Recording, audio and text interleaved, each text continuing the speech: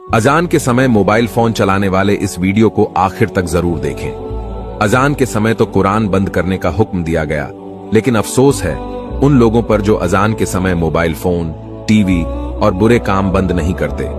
हमारे नबी फरमाते हैं, जो अजान के समय बुरे कामों में लगे रहते हैं उन पर बड़ा खातिमा होने का अंदेशा है, जबकि अजान के जवाब में हर कलमात के बदले में 1,00,000 नेकियां मिलती हैं।